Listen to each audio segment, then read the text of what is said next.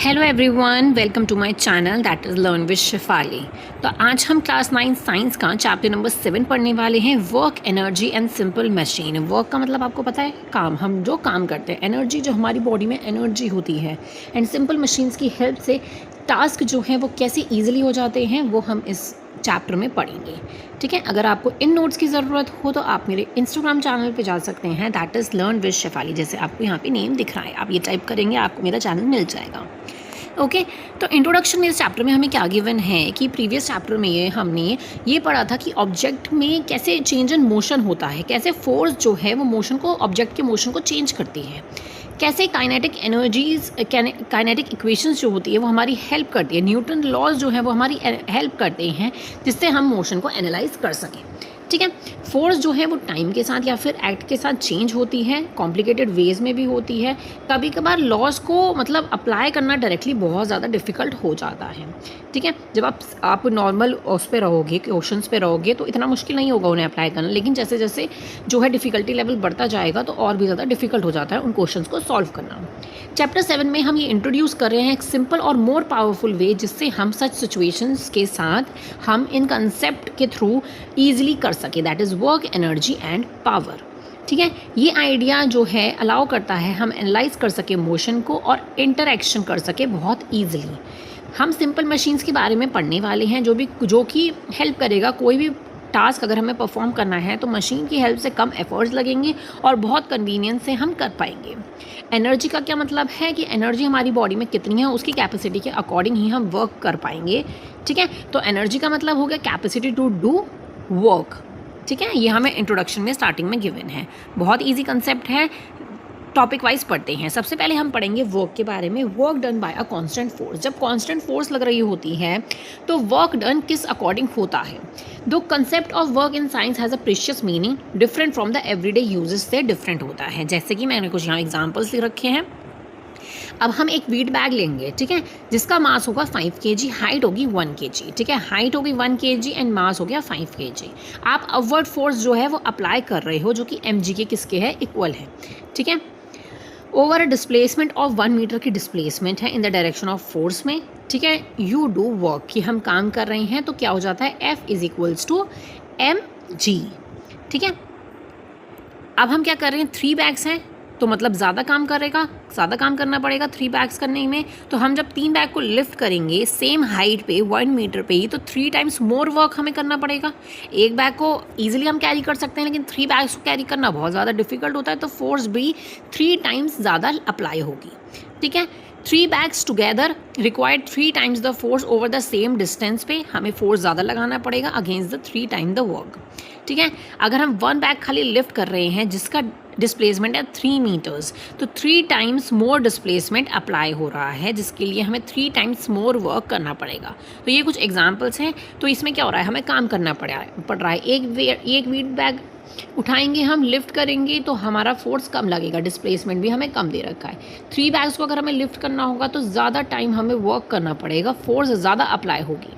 ठीक है, तो इसकी हम डेफिनेशन देख लेते हैं। वर्क की डेफिनेशन क्या है, these observation lead to the scientific definition. Work done on the object is equals to force apply. जितनी फोर्स अप्लाई हो रही होगी हमें इनटू डिस्प्लेसमेंट करना होगा, जिस डायरेक्शन में क्या हो रहा होगा, फोर्स अप्लाई हो रहा होगा।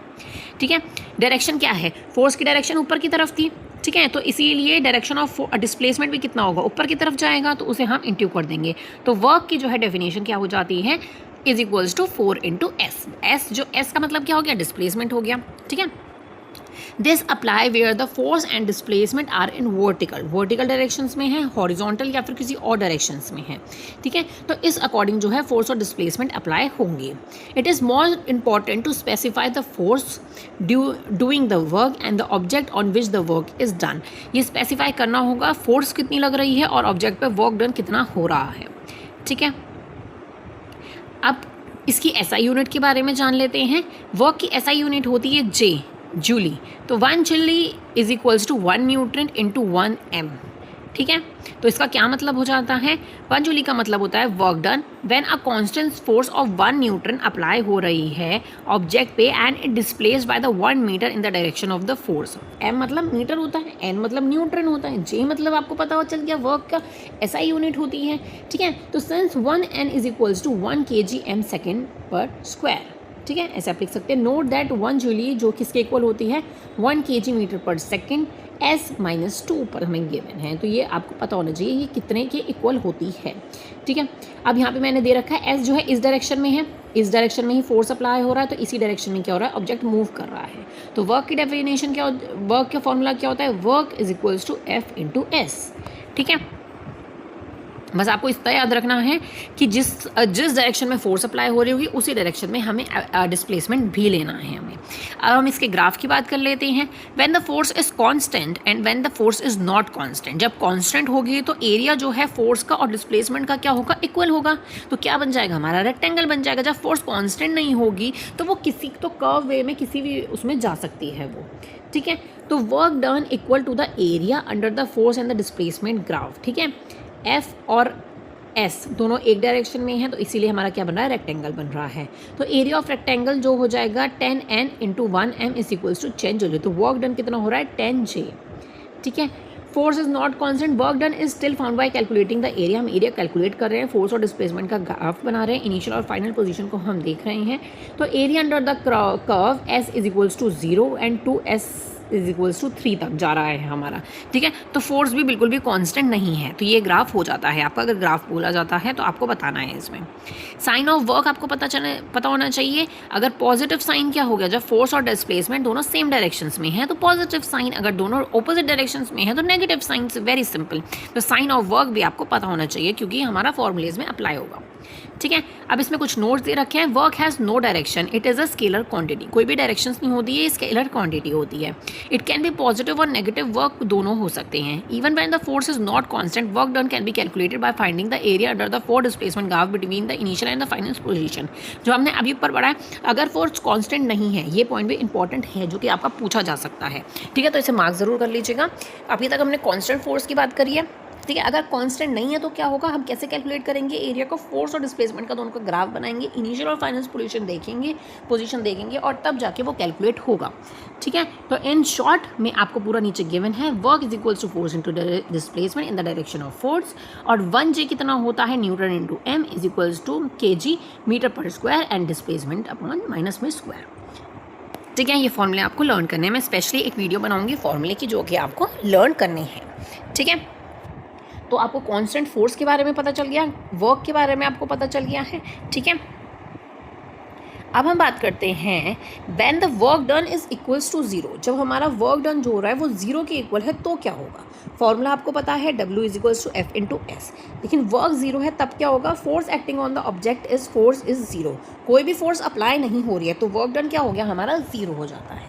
अगर कोई डिस्प्लेसमेंट नहीं है तो भी हमारा वर्क 0 होगा, क्योंकि फोर्स अगर 0 है तो डिस्प्लेसमेंट भी तो हमारा 0 ही होगा। तो इसी वजह से क्या हो गया, वर्क भी हमारा 0 हो गया। अगर फोर्स जो है वो परपेंडिकुलर है, ऊपर की तरफ है, और जो है वो आगे की तरफ चल रहे हैं तो भी वर्क डन क्या होगा हमारा 0 होगा, ठीक है। लेकिन नो डिस्प्लेसमेंट है, even if the force is apply, अगर फोर्स भी लग रहा है लेकिन डिस्प्लेसमेंट हमारा 0 है, जैसे पुश कर रहे हैं हम रिजिड वॉल को, अब रिजिड वॉल क्या हिलेगी नहीं बिल्कुल भी, हम फोर्स अप्लाई कर रहे हैं लेकिन डिस्प्लेसमेंट नहीं है तो भी हमारा वर्क डन क्या होगा 0 होगा। जब फोर्स जो है परपेंडिकुलर ही एक्ट कर रही होगी टू द डिस्प्लेसमेंट में, जैसे एक गर्ल ने जो है एक बॉक्स को हॉरिजॉन्टली कैरी कर रखा है, ठीक है। अपवर्ड फोर्स वो लगा रही है, she apply perpendicular to the horizontal displacement के बल्कि उल्टा लगा रही है, तो इसमें कोई भी वर्क डन तो हो ही नहीं रहा है, तो इसी वजह से भी वर्क क्या हो जाएगा 0 हो जाएगा। जब आप वॉल को पुश करते हो तो बहुत फील टायर्ड करते हो, आपकी जो मसल्स होती हैं वो इंटरनल एनर्जीज प्रोड्यूस होती है, कोई भी वर्क डन नहीं हो रहा होता है। साइंटिफिक सेंस में आप देखेंगे तो इसमें कोई भी डिस्प्लेसमेंट नहीं होती है, ये हमें बुक में एज अ नोट में गिवन है, ठीक है। पॉइंट में हमें गिवन है। पॉजिटिव और नेगेटिव वर्क की हम बात करें, जो कि हम ऊपर भी बात कर चुके हैं, तो डिस्प्लेसमेंट अगर सेम डायरेक्शन में होगा फोर्स के तो क्या होगा, जैसे हम चेयर को पुश कर रहे हैं, ठीक है, pushing a wheel chair, force और डिस्प्लेसमेंट क्या होगा, फॉरवर्ड डायरेक्शन में है दोनों, तो पॉजिटिव वर्क। नेगेटिव क्या होगा, दोनों ऑपोजिट डायरेक्शंस में है। जैसे गोलकीपर जो है बॉल को स्टॉप कर रहा है, तो फोर डिस्प्लेसमेंट बॉल का ऑपोजिट डायरेक्शन में हो गया, force is opposite to the ball displacement के, ठीक है, दोनों ऑपोजिट डायरेक्शंस में हो गए, इसी वजह से नेगेटिव वर्क अप्लाई हो रहा है। फॉर एग्जाम्पल की अगर हम बात करते हैं, a girl lift a thumb bell and slowly lower it down, identify when she does positive or the negative work. आपको आइडेंटिफाई करना है, जब वो लिफ्ट कर रही है तो डिस्प्लेसमेंट और फोर्स दोनों ऊपर की तरफ लग रहे हैं, ठीक है, तो वो कितने मीटर कर रही है, तो डिस्प्लेसमेंट ऊपर की तरफ हो गया, फोर्स वो उसे उठाने में फोर्स लगा रही है तो ऊपर की तरफ हो गया, तो पॉजिटिव वर्क हो गया। लेकिन जब वो लोअर की तरफ ला रही है तो फोर्स क्या हो गया, she applies is upward force लग रहा है, और डिस्प्लेसमेंट क्या हो गया, डाउनवर्ड्स हो गया, तो इसी वजह से नेगेटिव फोर्स हो जाता है। तो आपको देखना है पॉजिटिव और नेगेटिव का, ठीक है। एग्जाम्पल देख लेते हैं next, a goal keeper hand move back 15 centimetre while stopping a ball with a force of 200 Newton, how much work did the goal keeper do on the ball. अब इसमें हमें क्या गिवन है कि गोलकीपर का हैंड मूव कर रहा है बैक की तरफ, दैट इज़ 15 सेंटीमीटर, ठीक है, बॉल को स्टॉप करने के लिए। फोर्स हो गया उसका 200 मीटर, तो फोर्स जो है वो ऑपोजिट डायरेक्शन में अप्लाई हो रहा है बॉल के डिस्प्लेसमेंट के, तो डिस्प्लेसमेंट कितना हो जाता है, 15 सेंटीमीटर हमें दे रखा है, हमें मीटर में कन्वर्ट करना होगा, तो हम इसे नेगेटिव कर देंगे, तो ये 15 तो 0.2 उससे आगे लग जाएगा ना, तो 0.15 मीटर हो जाएगा, ठीक है। फोर्स आपको गिवन ही है, फॉर्मूले में पुट कर दीजिए तो आपका -30J निकल आएगा, ठीक है। तो गोलकीपर कितना अप्लाई कर रहा है, ठीक, कितना वर्क हो रहा है, तो हमने बता दिया इसके अंदर। आपको सेंटीमीटर और मीटर आपको पता होना चाहिए, क्योंकि डिस्प्लेसमेंट किस में आएगी, मीटर में आएगी, ठीक है, तो आपको सेंटीमीटर से मीटर में कन्वर्ट करना ही पड़ेगा। नेक्स्ट हम वर्क एनर्जी के थ्योरम के बारे में पढ़ते हैं। अब तक हमने वर्क डन के बारे में हमने पढ़ा है। वर्क एनर्जी थ्योरम क्या कहती है, when a force is applied on an object, ठीक है, and it is displaced, work is done, does that causes the object to gain the capacity to do the further work.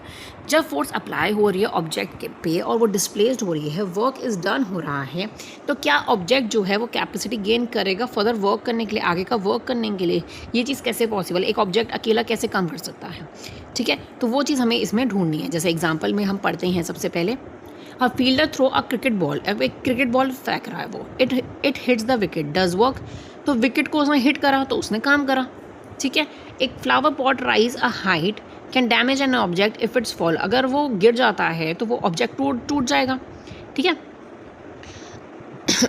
अब इस cases में क्या हो गया, यहाँ पे क्या हो गया, बॉल ने एनर्जी गेन करी है, ठीक है, तो जब उसने फेंकी तो उसने एनर्जी गेन करी, तो वो आगे का काम कर पाया और विकेट को हिट कर दिया, ठीक है। पॉट ने भी क्या करा, एनर्जी को गेन किया, एक हाइट पर गई और तब उसने आगे का वर्क डन किया।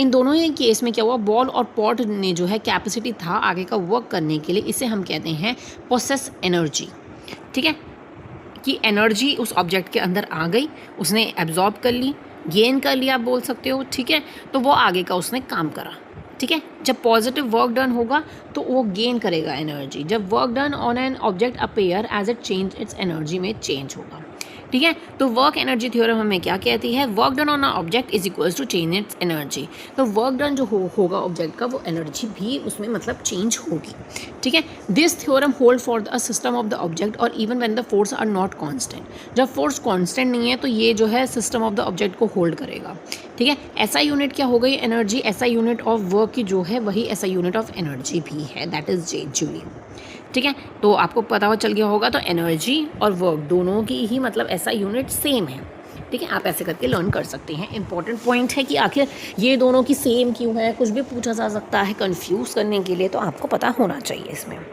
आगे हम एग्जाम्पल पढ़ते हैं जो हमें बुक में गिवन है। In the game of carrom, a player strike the shot down to pocket the black coin, identify who does work and the change in energy that occurs at each collision। अब इसमें क्या हो रहा है कि एक game है ये कैरम का, जो कि सबने खेल रखा होगा। प्लेयर ने क्या करा, स्ट्राइक किया shot down to the pocket of black coin की तरफ, ठीक है। तो आपको ये आइडेंटिफाई करना है कि किसने आखिर वर्क करा है, कैसे चेंज इन एनर्जी हुआ है, वो आपको इसके अंदर बताना है, ठीक है। Striker hit the white coin को पहले वो हिट करेगा, था striker does the positive work on the white coin, तो उसने पॉजिटिव का वर्क करा, उसने आगे की तरफ करा, ठीक है। Energy is transfer to the white coin की तरफ एनर्जी क्या हो गई, ट्रांसफ़र हो गई। ठीक है, ऑफकोर्स इसकी तरफ ट्रांसफ़र हो जाएगी जिससे वो आगे ब्लैक वाले को हिट कर सके। ठीक है, जो कि हमने अभी ऊपर कंसेप्ट पढ़ा वही चीज़ इसमें है। The white coin does the negative work on the striker equal and opposite force and it reduce it's energy. तो वाइट कॉइन क्या करेगा, नेगेटिव वर्क करेगा किस पे, स्ट्राइकर पे, क्योंकि इक्वल एंड ऑपोजिट फोर्स लगाएगा जिससे एनर्जी क्या हो जाएगी, रिड्यूस हो जाएगी। वाइट कॉइन अब ब्लैक कॉइन को हिट कर रहा है तो पॉजिटिव वर्क कर रहा है, वो एनर्जी जो है वो ब्लैक कॉइन की तरफ ट्रांसफर हो रही है, तो ब्लैक कॉइन क्या करेगा, मूव करेगा। ठीक है, तो ब्लैक कॉइन क्या कर रहा है, अब नेगेटिव वर्क करेगा ऑन द वाइट कॉइन पे, इक्वल एंड ऑपोजिट फोर्स लगाएगा और उसकी एनर्जी को रिड्यूस कर देगा जिससे वो ज़्यादा मूव ना कर सके वाइट कॉइन। ठीक है, जैसे आपने देखा होगा कि स्ट्राइकर आपने वाइट कॉइन पे मारा, ठीक है, तो स्ट्राइकर भी तो एक पॉइंट पे रुक जाएगा, तो वाइट कॉइन की तरफ क्या लग रहा है, ऑपोजिट एंड इक्वल फोर्स लग रहा है। ठीक है, तो इसी तरीके से ब्लैक कॉइन पे भी अप्लाई हो रहा है, तो ब्लैक कॉइन क्या करेगा, मूव करेगा और वो उसके अंदर पॉकेट के अंदर गिर जाएगा। ठीक है, तो मूविंग विद द एनर्जी के साथ मूव हुआ, उसने गेन करी एनर्जी और एनर्जी को गेन किया और फाइनली वो उसके अंदर गिर गया। आपको ये वाला एग्जाम्पल बहुत ही अच्छे से दे रखा है जिससे आपको कंसेप्ट समझ आ सके। ठीक है, आंसर में आप क्या लिख सकते हो, when the striker hit the white coin it does the positive work on it, transfer energy and make it move. The white coin apply the equal and the opposite force on the striker during doing the negative work and reduce it's energy. ठीक है, तो आपको दोनों तरफ की चीज़ें लिखनी है कि उसने पॉजिटिव ऑपोजिट मतलब लगाई, उसने पॉजिटिव एनर्जी लगाई और उसने उसे इक्वल एंड ऑपोजिट फोर्स लगाया, इस वजह से उसकी एनर्जी जो है वो रिड्यूस हो गई। ऐसे ही आपको ब्लैक कॉइन का लिखना है। ठीक है, ये एग्जांपल बहुत इंपॉर्टेंट है, इस एग्जांपल को अच्छे से याद कर लीजिएगा। ठीक है, जिससे आपको कंसेप्ट भी क्लियर रहेगा और आप ये एग्जांपल भी आप लिख पाओगे अगर लॉन्ग क्वेश्चन में आता है तो। ठीक है, अब इसकी मैंने एक समरी लिख रखी है यहाँ पे। ठीक है, इसकी मैंने पूरी समरी लिख रखी है इस पेज पे, जो कि आप रिवाइज कर सकते हैं।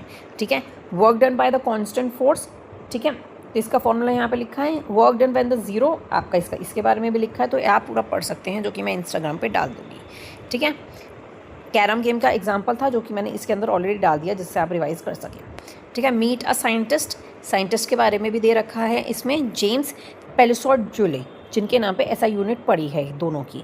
ठीक है, he showed that the mechanical energy and the heats are related can be converted into each other helping developed and unified concept of energy. ठीक है, mechanic energy and heat energy के बारे में हम अभी आगे पढ़ने वाले हैं। ठीक है, तो इसमें रेडी टू गो बियॉन्ड में हमें गिवन है कि mechanical energy is a one way of transferring energy from the one object to another, but energy can also be transferred at a heat की तरह ट्रांसफर हो सकती है। When the object at the different temperature come in the contact, energy flow from the hotter object to the colder one. Energy can also be transferred without a contact, such as through the radiation from the sun as well as through the electric currents, sound waves and nuclear reactions के through भी क्या कर सकते हैं, energy हम transfer कर सकते हैं बिना किसी कॉन्टैक्ट के। ये मल्टी चॉइस क्वेश्चन दे रखा है जो कि आपको खुद से ट्राई करनी है। ऐसा यूनिट ऑफ वर्क कितनी होती है, जल्दी से बताओ। बी ऑप्शन करेक्ट हो जाता है आपका। Work done by the constant force is given by, जल्दी से बताइए, इनटू का साइन लग जाएगा, सी ऑप्शन आपका करेक्ट हो जाता है। Work done on an object is zero when the force acting on it, object का जीरो है, जब फोर्स उस पर लग रहा है तो क्या होगा। इनके आंसर्स जो है मैंने आपको 2 बता दिए इजी वाले। अब ये जो 4 है एमसीक्यूज वो आप मुझे बताएंगे इन द कमेंट सेक्शंस में। ठीक है, जल्दी से मुझे आंसर्स इसके लिख के भेज दीजिए। ठीक है, हम चलते हैं अब नेक्स्ट पे। नेक्स्ट है हमारा फॉर्म ऑफ एनर्जी। कितनी फॉर्म की एनर्जी होती है, हमने एनर्जी और वर्क डन के बारे में हमने बहुत आसानी से पढ़ लिया। एनर्जी क्या करता है, हमने स्टार्टिंग में पढ़ा था इंट्रोडक्शन में, कैपेसिटी टू वर्क। हम ह्यूमन हैं, हमारे अंदर जितनी एनर्जी होगी हम उस अकॉर्डिंग काम कर पाएंगे। अगर हमारे अंदर एनर्जी ख़त्म हो जाएगी तो हम बिल्कुल भी काम नहीं कर पाएंगे, हम बहुत सुस्त हो जाएंगे। ठीक है, तो एनर्जी क्या करती है, एनर्जी जो है बहुत सारे फॉर्म में एग्जिस्ट करती है और एक फॉर्म से दूसरे फॉर्म में क्या होती है, कन्वर्ट भी होती है। कैसे कन्वर्ट होती है वो हम आगे पढ़ेंगे। सबसे पहले एनर्जी होती है हमारी mechanical energy due to the motion और the position of the object. And ये वाली एनर्जी जो है मोशन के अकॉर्डिंग या फिर जो ऑब्जेक्ट की पोजीशन होगी उसके अकॉर्डिंग जो है होगी। ठीक है, जैसे काइनेटिक एनर्जी हो गई इसके अंदर जो कि मूव कर रही है कार। पोटेंशियल एनर्जी हो गई जो कि पोजीशन क्या है ऑब्जेक्ट की वो बताएगी पोटेंशियल एनर्जी। थर्मल एनर्जी क्या हो गई, energy that makes things warm and hot, जो कि किसी भी चीज़ को गर्म या बहुत ज़्यादा हॉट कर सकती है। लाइट एनर्जी का मतलब हो गया जो कि हमें देखने में हेल्प करे हमारी। ठीक है, energy that allow us to see, ठीक है, सन को देखने में, ये टॉर्च वगैरह जो चीज़ें हमारी हेल्प करती है देखने में, सन हमारी हेल्प करता है देखने में, टॉर्च हमारी हेल्प करती है, तो ये लाइट एनर्जी में आ गया। साउंड एनर्जी की हम बात करें, जो भी वाइब्रेशंस होती है हवा के थ्रू या फिर किसी मॉलिक्यूल्स के थ्रू, जैसे हमें स्पीकर और ड्रम का एग्जांपल दे रखा है, तो ये साउंड एनर्जी में आता है जो कि प्रोड्यूस करेगा। इलेक्ट्रिकल एनर्जीज़ क्या हो गई, जो कि पोजीशन या फिर जैसे मोशन हो गया चार्जेस का, जैसे थंडर गिरता है, ठीक है, ये इलेक्ट्रिक करंट्स इसमें से निकलते हैं, तो इलेक्ट्रिक चीज़ें आ जाती हैं इसके अंदर। केमिकल एनर्जीज़ हो गई, जैसे फ्यूल्स वगैरह, फूड जो है केमिकल, उसके अंदर केमिकल बॉन्ड्स होते हैं, फूड जो है बहुत सारे केमिकल से मिलकर बना होता है बिटवीन द एटम्स, तो ये सब चीज़ें केमिकल एनर्जी में आती है। केमिकल एनर्जी हमने पहले भी पढ़ रखा है। न्यूक्लियर एनर्जी की बात करते हैं, जो कि स्टोर करती है in the nuclear of atoms में, ठीक है। न्यूक्लियर आपको पता है एटम के बीच में क्या होता है, हमारा न्यूक्लियर होता है, तो वो चीज़ इसमें बताई गई है। आगे हम डिटेल में पढ़ने वाले हैं एग्जांपल्स ऑफ एनर्जी कन्वर्जन, कि कैसे कन्वर्जन हो सकता है। इलेक्ट्रिक एनर्जी का लाइट एनर्जी में कन्वर्ट हो सकता है। इलेक्ट्रिक के थ्रू हमारा क्या होगा, लाइट में कन्वर्ट हो गया, क्योंकि हमारा क्या जल गया, बल्ब जल गया, ठीक है, तो लाइट एनर्जी में कन्वर्ट हुआ। केमिकल एनर्जी, फूड जो है उससे हमें एनर्जी मिली, ठीक है, फिर वो मैकेनिकल एनर्जी, हम मूवमेंट कर सकें, हमारी मसल्स वगैरह दौड़ लगा सकें हम, ठीक है, तो इसी वजह से ऐसे कन्वर्जन हो सकता है, ठीक है। मैकेनिकल एनर्जी, कुछ मोशन हो रहा है तो क्या हो रहा है, इससे साउंड एनर्जी प्रोड्यूस हो रही है, तो इसी वजह से ये ऐसे करके कन्वर्जन हो गया, ठीक है। Energy can not be created or destroy, आप एनर्जी को क्रिएट या फिर डिस्ट्रॉय नहीं कर सकते हो। It can be converted from one form to another, किसी एक फॉर्म से दूसरे फॉर्म में क्या हो जाएगी, कन्वर्ट हो जाएगी, ठीक है। तो सबसे पहले हम पढ़ने वाले हैं मैकेनिकल एनर्जी। डिटेल में हम पढ़ेंगे मैकेनिकल एनर्जी। तो मैकेनिकल एनर्जी एक एनर्जी होती है that an object possess due to its motion और the position. It has two forms, kinetic energy and the potential energy. Mechanical energy हमें क्या बताएगी, ये मोशन के थ्रू या फिर किसी पोजीशन के थ्रू होती है। इसके दो फॉर्म्स होते हैं। काइनेटिक एनर्जी क्या होता है, जो कि मोशन की वजह से हो, उसे हम कहेंगे काइनेटिक एनर्जी। अब यहाँ पे बाइसाइकिल चल रही है तो इसमें क्या हो रहा है, काइनेटिक एनर्जी हो रहा है, क्योंकि इसमें मोशन हो रहा है। बॉल रोल करती हुई जा रही है तो ये भी क्या होगा, काइनेटिक एनर्जी हो गया। इसकी हम डेविएशन कर सकते हैं। डेविएशंस आपको ज़रूर लर्न करनी है, इंपॉर्टेंट होती है। Consider an object of mass m starting from the rest and acquiring final velocity v under the constant force f over a displacement s। तो ये क्या है, m ऑब्जेक्ट जो है वो u पे है, जिसका इनिशियल पोजीशन हो गई इज इक्वल्स टू 0, ठीक है। फाइनल वेलोसिटी हमारी हो गई v, जो कि हो गया हमारा m, और डिस्प्लेसमेंट हमारा ये पूरा हो गया। अब फोर्स हो रहा है, m जो है इधर से फाइनल पोजीशन तक मूव कर रही है, तो क्या बनेगा हमारा v square is equals to, final position लेंगे हम, is equals to u square plus 2as, ठीक है। ये हमने पढ़ रखा है, तो हमने डिटेल में हमें डेविएशन करनी है, तो वो चीज़ हमने करी है। तो s हमें फाइंड आउट करना है, v का स्क्वायर माइनस u का square upon 2a, work done. अब इसका पूरा formula work is equals to F into S is equals to M A होता है, तो इंटू वी का square minus U square upon 2a। तो वर्क डन अब हम कैसे बताएंगे, ये तो हमारा काइनेटिक एनर्जी के अकॉर्डिंग निकल गया, ठीक है। ये क्या हो गया, एफ इंटू एस कितना होता है, वर्क डन एम ए होता है, ठीक है। तो ये क्या हो गया, 1/2 अपॉन में m और ब्रैकेट में हो गया v का स्क्वायर माइनस u का स्क्वायर। तो work done is equals to 1/2 m v का square is equals to kinetic energy gain. u हमारा क्योंकि 0 था, ठीक है, तो उसको हमने हटा दिया, ठीक है। इस तरीके से आप अप्लाई कर सकते हो, ठीक है। काइनेटिक एनर्जी का हमने फॉर्मूला बनाया है, m is equals to mass, velocity is equals to v, ठीक है। मीटर पर सेकेंड होता है और मास होता है kg में, ठीक है। यूनिट आप लगा सकते हो g। पॉजिटिव वर्क हो रहा है, वेलोसिटी इंक्रीज़ हो रही है, काइनेटिक एनर्जी इंक्रीज़ होती है। नेगेटिव वर्क में वेलोसिटी डिक्रीज़ होती है, तो काइनेटिक एनर्जी भी डिक्रीज़ होती है। अगर वर्क डन 0 हो जाता है तो वेलोसिटी अनचेंज होती है, काइनेटिक एनर्जी भी अनचेंज होती है, ठीक है। बहुत इजी कंसेप्ट था। इसके एग्जांपल्स हम पढ़ लेते हैं। एग्जांपल नंबर 1 हमें गिवन है, if the velocity of the vehicle is double when what will be its kinetic energy be. तो काइनेटिक एनर्जी क्या होगी अगर वेलोसिटी डबल हो जाती है, तो 2v हो जाएगी वेलोसिटी, काइनेटिक एनर्जी 4 टाइम्स आगे बढ़ जाएगी। तो इनिशियल काइनेटिक एनर्जी जैसे आपको फॉर्मूला पता है 1/2 m v का स्क्वायर, तो इसको हम डबल कर देंगे तो 2v 1/2 m 2v हो जाएगा हमारा। तो ये क्या हो जाएगा, इसको हम सॉल्व करेंगे तो 4 × 1/2 हो जाएगा, ठीक है। तो काइनेटिक एनर्जी क्या हो जाएगी, 4 टाइम्स ओरिजिनल से ज़्यादा हो जाएगी, ठीक है। नेक्स्ट हमें एग्जांपल गिवन है, in one of the fastest deliveries and Indian cricketer bowled a cricket ball with an appropriate mass of 0.2 kgs at the velocity of about 154.8 km/h। Calculate the kinetic energies of the ball at the time of its delivery. आपको formula बहुत अच्छे से पता है, ठीक है। v हमें given है, ठीक है। हम इसको कन्वर्ट कर देते हैं मीटर पर सेकंड में, क्योंकि हमें किलोमीटर पर आवर में हमें गिवन है, तो 43 आ जाएगा आपका, ठीक है। तो 43 हम इसकी जगह लिख देंगे। 0.2 हमें मास गिवन है, 1.2 है, तो हमारा क्या निकल जाएगा 184.9 जी, ठीक है। तो काइनेटिक एनर्जी कितनी हो गई बॉल की, इतनी हो गई। आप फॉर्मूलेज लर्न कर लीजिएगा, उस अकॉर्डिंग आप सॉल्व कर सकते हैं। अब ये एयरक्राफ्ट की हम बात कर लेते हैं। इसका मास हो गया हमारा 15,000 kg, ठीक है। kg में हमें गिवन है, तो कोई हमें प्रॉब्लम नहीं है, ठीक है। To stop the aircraft within the short length of the desk, a hook of the aircraft tail is caused in a wire stretch across the desk. The wire exerts an appropriate constant backward force of 367,500 N and stop the jet within 100 meters, ठीक है। 100 metres मतलब stop हो गया तो उसकी final velocity हो गई, ठीक है। तो ये माइनस में जाएगा, ठीक है, क्योंकि हमने स्टॉप करा है। और इसका मास हो जाता है हमारा कांस्टेंट बैकवर्ड फोर्स हमारा लग रहा है, ठीक है, तो इतना हो जाता है। तो वर्क डन हमने इसमें फोर्स करा निकाला है, तो वर्क डन का फॉर्मूला क्या होता है F/S। इसमें क्या हो गया, स्टॉप करा हमने जेट को तो -100 और पूरा हमने लगा दिया, तो हमारा जी निकल गया। अब इस थ्योरम में हम पुट कर देंगे, ठीक है।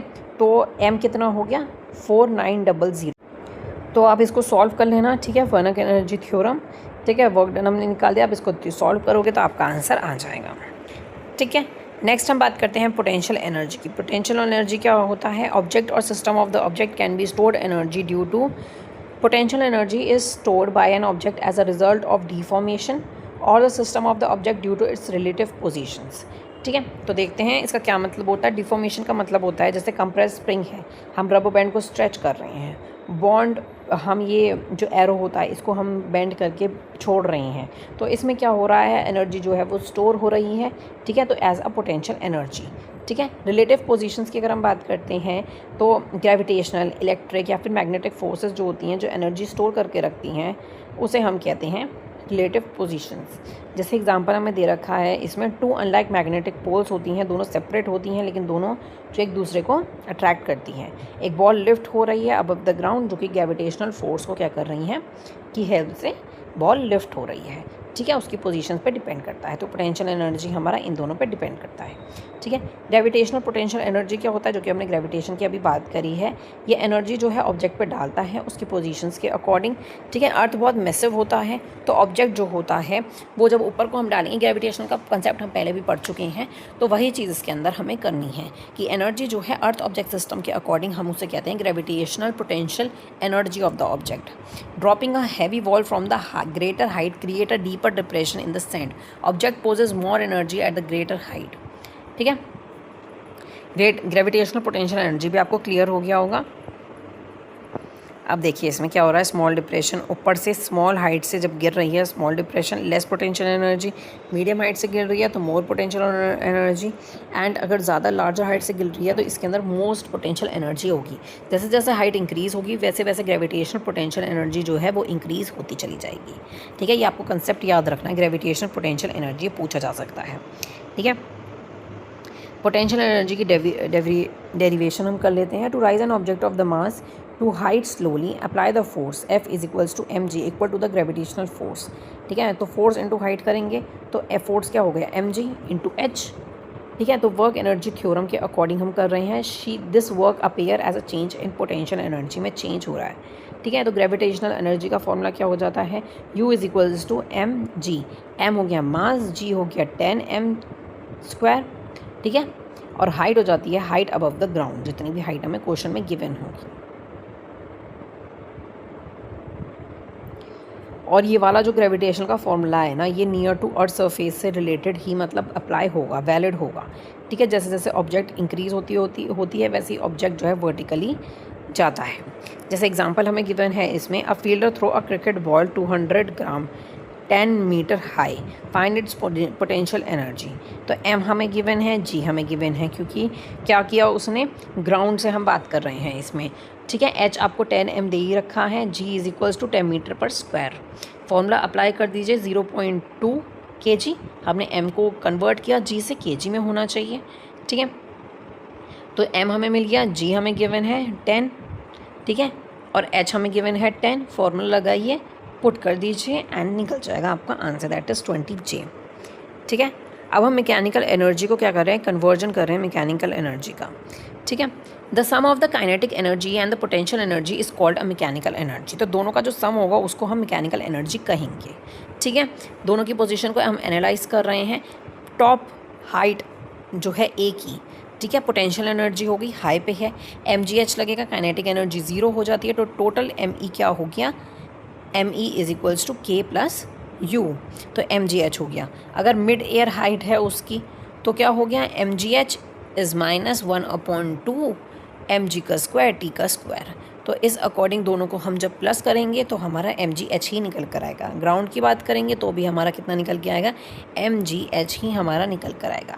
As a objects fall potential energy decreases, kinetic energy increases. Kinetic energy आपने देखा होगा इंक्रीज़ होती चल रही है यहाँ पे, और पोटेंशियल एनर्जी यहाँ पे ऊपर की इंक्रीज़ होती हुई चल रही है। तो वही चीज़ बताइए। तो टोटल मैकेनिकल एनर्जी जो है वो कांस्टेंट रहेगी एट एवरी पॉइंट, ठीक है।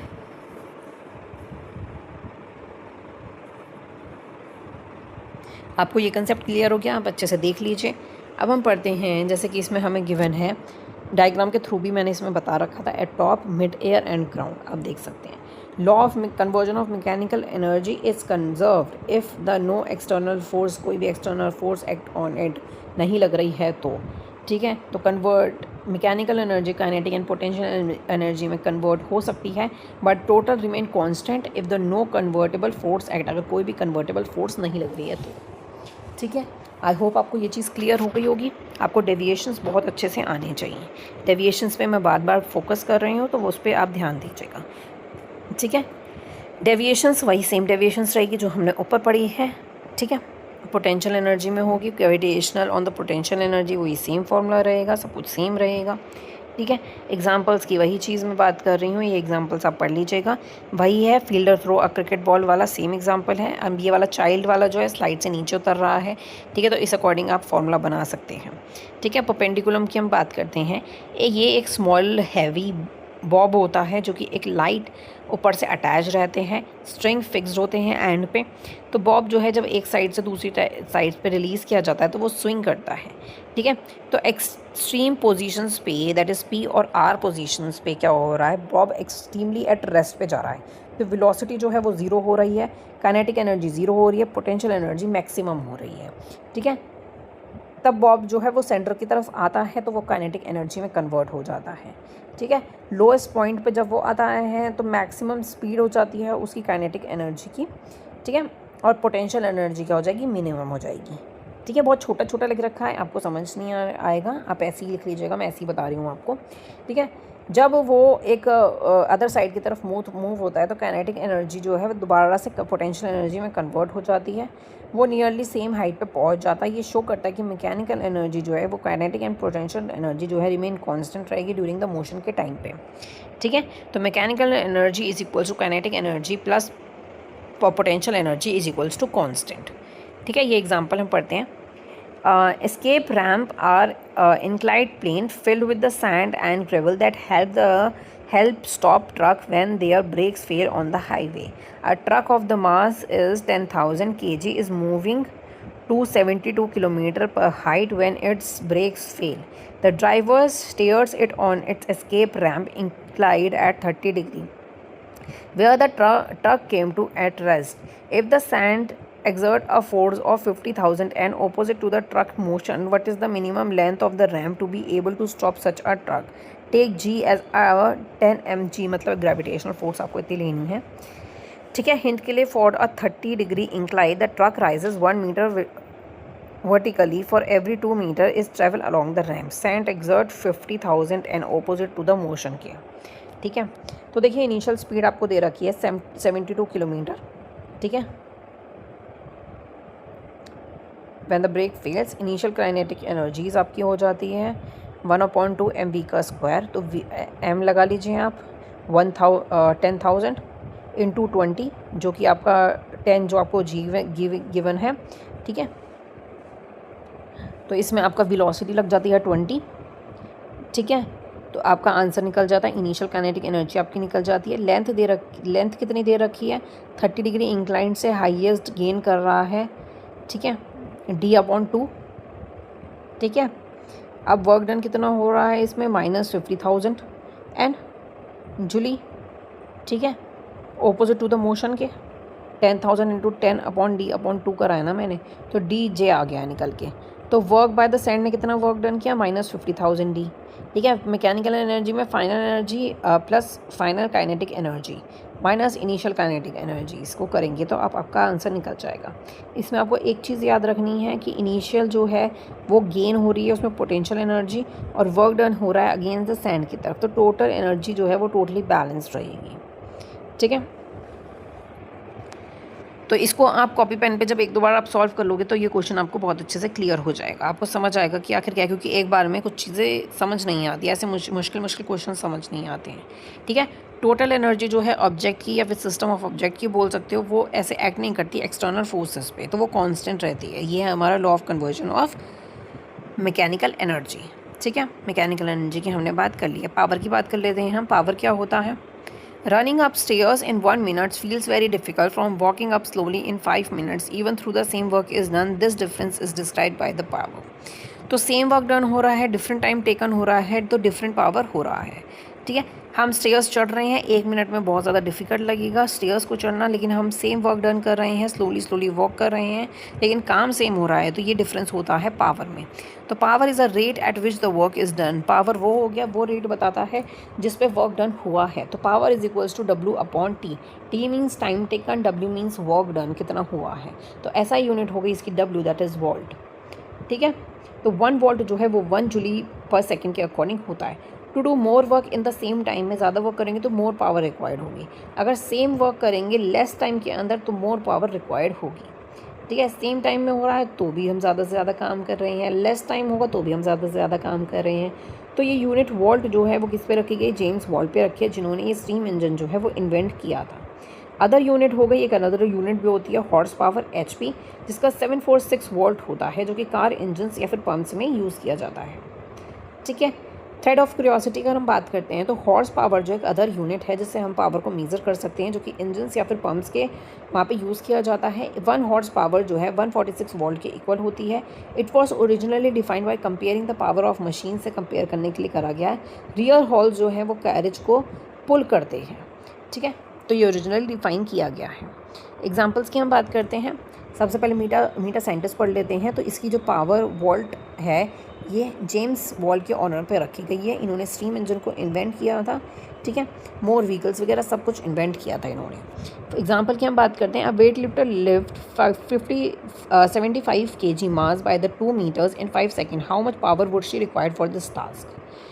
वही फॉर्मूला लगाया आपने, ठीक है। 1500 J आ गया, तो वोल्ट/T टाइम टेकन हो गया 5, तो आंसर आपका निकल जाएगा। वही क्वेश्चन में ये आगे भी पूछ सकता है कि पावर आपको निकालना है, जैसे ऊपर जो हमने एग्जांपल पढ़े हैं, ठीक है। तो नेक्स्ट है हमारा कार ऑफ द मास हमें गिवन है, रेस्ट से स्टार्ट हो रही है, स्पीड उसकी गिवन है, आप सिंपली निकाल सकते हैं, ज़्यादा इसके अंदर कुछ भी नहीं करना। हमें 10 सेकेंड्स का हाइट दे रखे है, हमें पावर कैलकुलेट करना है, सिंपल फॉर्मूला डालिए निकाल लीजिए, ठीक है। आगे हम बात करते हैं सिंपल मशीन्स की। सिंपल मशीन्स क्या होती हैं, एवरीडे लाइफ में जो भी हम काम करते हैं अगेंस्ट ग्रेविटी या फिर अदर फोर्सेस, तो टोटल वर्क करना can not be reduce, work reduce नहीं होता, टास्क जो है बहुत ज़्यादा ईजी हो जाएंगे। चेंज इन मैग्नीट्यूड या फिर अप्लाइड फोर्स जो होगा वो डायरेक्शंस में चेंज होगा। Devices that help do this are called a simple machine, जो कि सिंपली काम को ईजी बना दें उसे हम कहेंगे सिंपल मशीन्स, ठीक है। जैसे की टर्म्स हमें दे रखे हैं, एफर्ट्स एंड लोड। एफर्ट्स मतलब the force we apply to the machine, में हम फोर्स जो अप्लाई कर रहे हैं। Load the force that need to be overcome. Mechanical advantage का भी लोड अपॉन एफर्ट्स, एफर्ट्स लग रहे हैं, लोड हो गया हमारा, ये लोड है, एफर्ट्स आदमी लगा रहा है, ठीक है। Simple machines do not reduce total work, total work को वो रिड्यूस नहीं करता है, वो सिर्फ जो है वो टास्क को ईजी बनाता है। Machines do not create energy, energy भी प्रोड्यूस नहीं करता है मशीन्स, ठीक है। तो सिंपल मशीन की डेफिनेशन बहुत इजी थी। पुले का मतलब क्या होता है, ये एक व्हील होती है जिससे एक रोप बनी हुई होती है, जिससे हम कुछ भी चीज़ बहुत आसानी से खींच सकते हैं। जैसे फ्लैग, जब हम फ्लैग को लहराते हैं तो यही रोप इसके अंदर बंधी हुई होती है, ठीक है। फिक्स्ड पोल क्या होगा, एक फिक्स्ड पोल जो है वो फोर्स रिक्वायर्ड वो को रिड्यूस नहीं करता, ये सिर्फ डायरेक्शंस को चेंज करता है। ये पुल करने में बहुत ज़्यादा हेल्प करता है, जिससे हम कोई भी चीज़ जो है अच्छे से बिना कम एफर्ट्स के हम पुल कर सकते हैं ऊपर को। Since efforts and loads are equal, equal in the fixed pulling में, तो इसीलिए M A is equals to 1 आपका हो जाता है इसके अंदर। ठीक है, ठीक है, ये कंसेप्ट आपको क्लियर हो गया। Moving pulley and system of pulley आपको दे रखा है। ठीक है, जब ज़्यादा लोड होगा तो 3 सेगमेंट बाय द रोप ज़्यादा यूज़ किए जाएंगे, 2 लोप लगाए जाएंगे। ठीक है, इसमें रियल लाइफ एप्लीकेशन में अगर आप देखें तो इवेल्युएटर जो लिफ्ट होती हैं उसमें यूज़ किया जाता है, केन्स होती हैं उसमें यूज़ किया जाता है। ठीक है, सिंपल मशीन्स जो है वर्क को कम नहीं करती हैं, वो बस काम को ईजी बनाती हैं। ठीक है, तो ये आपको याद रखना है कि work is equals to force into distance होता है। सिंपल मशीन्स जो हैं वो टास्क को इजी बनाएंगी, शॉर्टर बनाएंगी। ठीक है, सिंपल मशीन्स का अगर लीवर एंड एग्जांपल अगर आप देखिए, एक चाइल्ड का मास है 15 kg, want to balance a heavier child mass 30 kg on the seesaws. ठीक है, where should we each children set, कहाँ पे बैठेगा? तो use principles of lever, 15 kg into 2 meters. ठीक है, तो 30 kg इंटू एल। ठीक है, तो एल कितना हो गया आपका? 1 मीटर हो गया। ठीक है, तो 15 kg child sit at the seat A 2 metre from the fulcrum, इसे कहते हैं हम। ठीक है, and the 30 kg children sit at the D, जैसे 1 मीटर की तरफ है। ठीक है, तो वही की टर्म्स आपको बता दिए मैंने, इसमें आपको बार बार वही चीज़ हो रही है। वोल्ट जो है वो उनके नाम पे रखा गया है, जेम्स वोल्ट के नाम पे। इसकी अदर यूनिट हो गई हॉर्स पावर। ठीक है, और ये लीवर वाला आपको लास्ट में गिवन है, ये आप पढ़ लीजिएगा। ठीक है, वैसे तो पूछा नहीं जाएगा, अगर पूछा भी गया तो आप नॉर्मली आप सॉल्व अपने आप बता सकते हैं। ठीक है, तो रेडी टू गो बियॉन्ड में हमें दे रखा है। ठीक है, चलिए, तो आई होप आपको ये चैप्टर बहुत अच्छे से क्लियर हो गया होगा। एक वीडियो में मैं चीट शीट दूंगी, एक वीडियो में मैं इंपॉर्टेंट फॉर्मूलाज दूंगी इस चैप्टर की, और नेक्स्ट वीडियो में हम क्वेश्चन आंसर्स भी करने वाले हैं इस वीडियो के। ठीक है, तो वीडियो को लाइक ज़रूर कर दीजिएगा और चैनल को सब्सक्राइब करना मत भूलिएगा for upcoming videos. Thank you so much for watching. Radhe Radhe, bye bye.